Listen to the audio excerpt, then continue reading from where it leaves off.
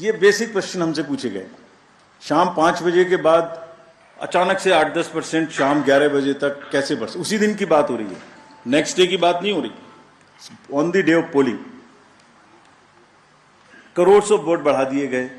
शाम 5 से 6 बजे के बीच बताइए कि लंबी लंबी कतारें कहां थी, हमें सीसीटीवी दिखाइए। इस तरह के प्रश्न हमसे पूछे गए। अभी आपको याद होगा कि it's a misconceived narrative, I will explain how it is a misconceived narrative. एक ग्लोबल एक्सपर्ट हैं आईटी के, जब हमारा चुनाव चल रहा था तो उन्होंने कहा था ईवीएम्स कैन बी हैक्ड। सब आप लोगों ने देखा होगा। अरे भाई, वहां ईवीएम होती ही नहीं है।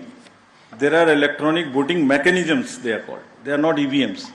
There are electronic machines which do voting from different times, वो रीडर्स होते हैं, वो होते हैं। उसके बाद भी यहाँ हल्ला हो गया, खूब चला सोशल मीडिया में कि वो बोल रहे हैं कि ईवीएम हैक हो सकती है। अभी क्या कहा सेम एक्सपर्ट ने कि हमें तो लगे 1 महीना 1.5 महीना काउंटिंग करने में, इंडिया में तो 1 दिन में काउंटिंग हो जाती है। We just follow the narratives which are suiting. Let me explain how VTR can not be change. Please इसको बस बना के फिर I will come to Delhi. सुबह 9:30 बजे, 11:30 बजे, 1:30 बजे, 3:30 बजे, 5:30 बजे sector magistrates go from booth to booth. They collect what is the trend.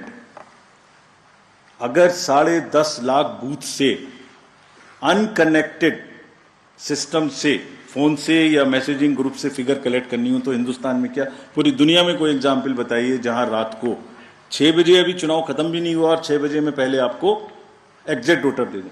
फिर इलेक्ट्रॉनिक वोटिंग मशीन को इंटरनेट से जोड़ देते हैं, जोड़ने के बाद में वो हैंड टू हैंड लाइव हो जाएगा सिस्टम, फिर आप कहेंगे कि ईवीएम को हैक कर दें।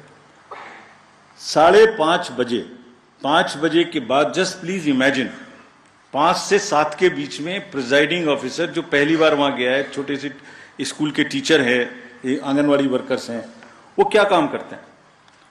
जितने लोग लाइन में खड़े हैं पहले उनको पर्चियां टोकन बांटते हैं कि आप लाइन में रहिए, आपका वोट जरूर लेंगे। थोड़ी थोड़ी कहा सुनी भी होती है गेट पर कि हम तो टाइम में आ गए थे। फिर वो किसी तरह से लॉ एंड ऑर्डर संभालते हैं, एडमिनिस्ट्रेटिव जॉब करते हैं, बंद करते हैं, सबका वोट डलवाते हैं। उसके बाद में वोटिंग खत्म कराते हैं, मशीन को सील करते हैं, बैटरी को सील करते हैं, एन नंबर्स ऑफ फॉर्म्स बनाते हैं, 17C इंक्लूडेड। और सोचिए 17C बनाने के बाद हाथ से लिखते हैं, लिखने के बाद एजेंट के हाथ में वो कॉपी देते हैं, सील कराते हैं। अब एक आप इमेजिन करिए 10.5 लाख बूथ पर अगर 4 एजेंट भी मान लें तो 40 lakh form 17C are available with the agents at close of poll before leaving polling station. अगर महाराष्ट्र का जिक्र लेने तो 1 लाख बूथ थे लगभग, 4 भी मान लें तो 4 लाख 17C फॉर्म। अगर मैं यहाँ 300-400 लोग हैं आप लोग, इनके बीच में एक कागज सर्कुलेट कर दूं और कहूं कि 1 घंटे के बाद में इसको मुझे वापस कर दीजिए, मैं बदल दूंगा, तो बदल सकता हूं क्या? संभव है क्या? Every candidate of a legislative assembly by the end of the day collects form 17C from his polling agents and knows exactly on which booth how much has been voted, votes have been cast. कहीं तो 1-1, 2-2 महीना counting नहीं हो पा रही और हमसे क्या पूछा जा रहा है कि आपने 6 बजे के बदले 11:15 बजे तक 8% बढ़ा दिया। अरे भाई, वो 7, 7:30 बजे सारी मशीन को लेके बूथ से उठ के काउंटिंग डिपॉजिट सेंटर में आएगा, प्रिजाइडिंग ऑफिसर मशीन जमा करेगा और 7:30 बजे के बाद, 8 बजे के बाद जैसे जैसे वो लौटेगा फिर से voter turnout app which is not a statutory document, उसको ठीक करना शुरू करेगा।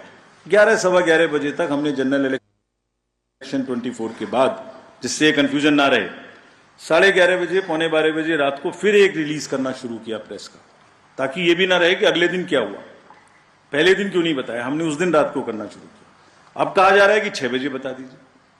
6 बजे पोलिंग स्टेशन बंद करें, 6 बजे मशीन को जमा करें, या 6 बजे पहले सबसे पहले ये बताएं कि क्या हुआ। Therefore, this gap is a very, very procedural inbuilt gap. It will always remain so. There is nothing wrong in it. And nobody in any exercise can ever tell कि अगर 6 बजे कोई एक्सरसाइज बंद हुई है तो 6:15 बजे उसका पहले एग्जैक्ट पोलिंग परसेंटेज बता दीजिए. Impossible unless it is connected to the net. It is impossible. Friends, form 17C ही धीरे धीरे रात तक वही एग्रीगेट हो जाता है जो फॉर्म 17C का एग्रीगेट. Anybody can check. हमने क्लोज ऑफ पोल पे दे दिया, 11:30-12 बजे हो जाएगा और अगले दिन हम एक स्क्रूटिनी करते हैं जिसमें ऑब्जर्वर्स और कैंडिडेट्स को बुलाते हैं और बहुत सारी पोलिंग पार्टी रात में लेट आती है. वो करने के बाद अगले दिन it gets revise and increases by a percentage और so Form 17C is the statutory form. There is nothing which VTR does not explain. It explains fully everything. Coming to the next and the last point, mismatch हो गया votes polled and votes counted में. एक irresponsible, देखिए जब चुनाव का समय होता है एक न्यूज आ जाती है छोटी सी, कोई बोल देते हैं एक बात और वो लोगों को भ्रमित करती है. एक ऑनलाइन न्यूज चैनल ने निकाल दिया कि 5-5.5 लाख वोट ज्यादा काउंट हुए वीटीआर से. इतना भी जहमत नहीं उठाई कि वीटीआर में पोस्टल बैलेट्स नहीं होते. जैसे ही उनके संज्ञान में लाया गया पोस्टल बैलेट नहीं होते तो क्या किया, वो न्यूज स्टोरी ही विड्रॉ कर ली. लेकिन जो डैमेज होना था वो तो हो गया. सब में हल्ला हो गया कि 5.5 लाख वोट ज्यादा गिने गए. क्यों होता है ऐसा, ये भी मैं बताता हूं. इसका स्टैंडर्ड प्रोटोकॉल है.